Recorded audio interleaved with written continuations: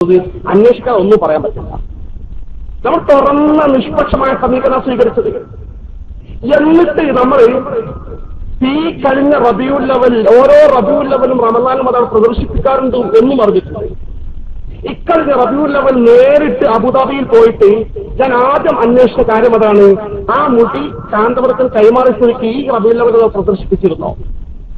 അതേ പ്രദർശിപ്പിച്ചിട്ടുണ്ട്. കൊടുത്ത മുടിയെ വീണ്ടും പ്രദർശിപ്പിക്കുക. സഫറിലാണല്ലോ കാരന്തൂർ സമ്മേളനത്തിൽ റബീഉൽ അവ്വൽ പ്രദർശിപ്പിക്കാതെ.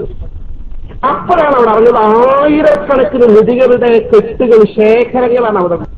അപ്പൊ അത് സംശയാസ്പദമാണല്ലോ, എന്നതിനെ കുറിച്ച് പഠിക്കണമല്ലോ. അങ്ങനെ നാട്ടിൽ വന്നു.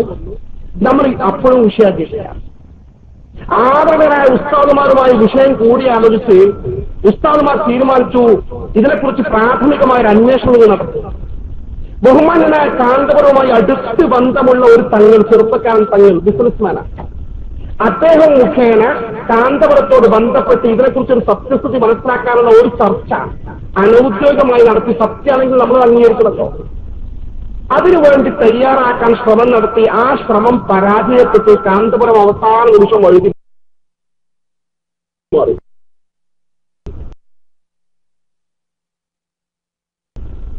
അത്തോടെ പോയി ഘട്ടത്ത് ഉറപ്പ് കിട്ടിയിട്ടില്ല. ഫസ്റ്റിനെ പറ്റി ആലോചിക്കുമ്പോൾ പിന്നെ ഉറപ്പ് കിട്ടിയത്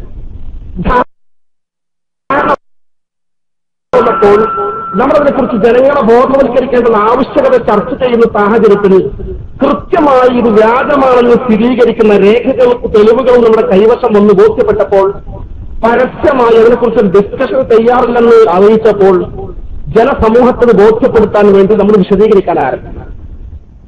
അങ്ങനെ എന്തുകൊണ്ട് വിശദീകരിച്ചു എന്ന് ചോദിച്ചാൽ നമ്മളൊന്നും വിശദീകരിച്ചില്ല എന്ന് വിചാരിക്കാൻ ജനസമൂഹത്തെ അറിയിച്ചില്ല. കേരളത്തിൽ സമസ്ത കേരള ജംഇയ്യത്തുലമയും അതിന്റെ ഘടകങ്ങളും കാന്തപുരത്തിന്റെ കൈവശമുള്ള മുടി യഥാർത്ഥ മുടിയല്ല എന്ന് അറിയിച്ചിട്ടില്ലെങ്കിൽ എന്തായിരിക്കും അനന്തരഫലം? നമ്മൾ ഇന്നല്ലെങ്കിൽ നാളെ മരിച്ചു പോകും.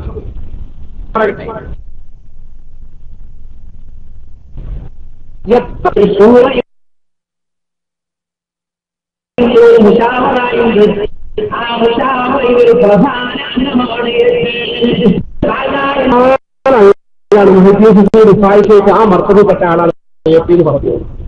ഇങ്ങനത്തെ ഒന്നും രണ്ടും നാലും കഥകളല്ല ഇങ്ങനെ ഭംഗിയായി വാഴ പറയാൻ പറയുന്ന മുസ്ലിയാന്മാരെ ഏൽപ്പിച്ച് ഇത് സീഡിയാക്കി മർക്കസ്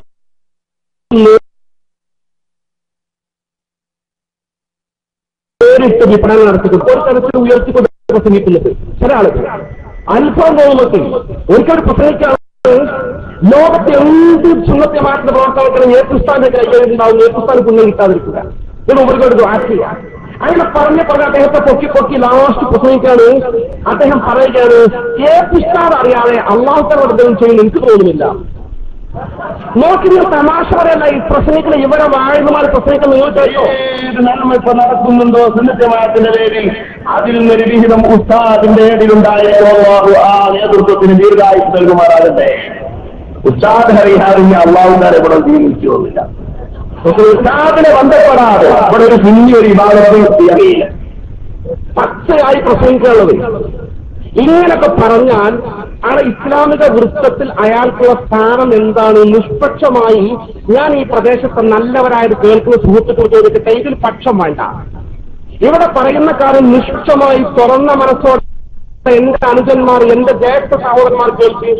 ഇങ്ങനെ അള്ളാഹ് ഏൽപ്പിക്കാതെ അറിയാതെ അള്ളാഹത്തിനോടൊന്നും ചെയ്യുന്നു എനിക്ക് തോന്നുന്നില്ല എന്ന് പറഞ്ഞാൽ അങ്ങനത്തെ ഒരു മുസ്ലിയാർ, ഒരു മുസ്ലിം, ഒരു സാധാരണക്കാരൻ പറഞ്ഞാൽ ആ ഇസ്ലാമിന്റെ സ്ഥാനം എന്താ? ഞാൻ ഫത്വ നൽകുന്നില്ല, ഫത്വ നൽകേണ്ടവരാണ് നൽകേണ്ടത്. എത്ര ഗൗരവമുള്ള വാക്കാണ് ഈ തരത്തിൽ. അങ്ങനെ വിശദമായി ഇത്തരം കാര്യങ്ങൾ മാത്രം പറഞ്ഞാൽ നമുക്കത് നീണ്ട ചരിത്രമാകും. നമ്മുടെ സമയത്ത് നമുക്ക് ഉൾക്കൊള്ളാൻ സാധിക്കില്ല.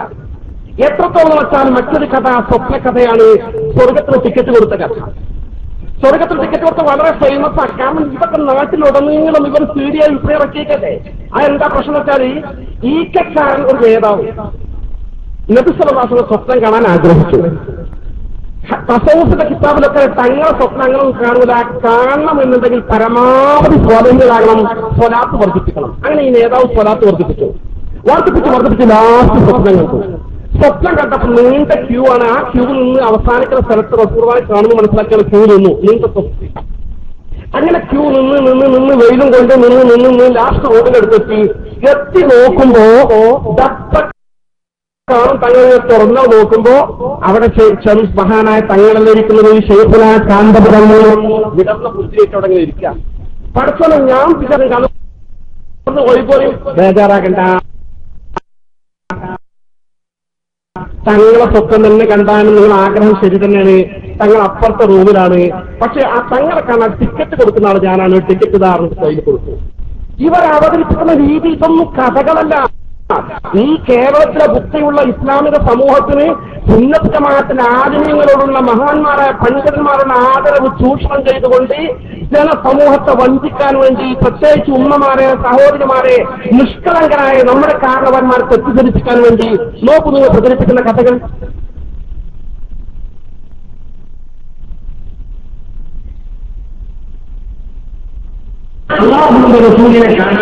سيدنا وإمامنا وحبيبنا وقدوتنا وقرة أعيننا محمد وعلى آله وأصحابه أجمعين. أما بعد، أعوذ بالله من الشيطان الرجيم.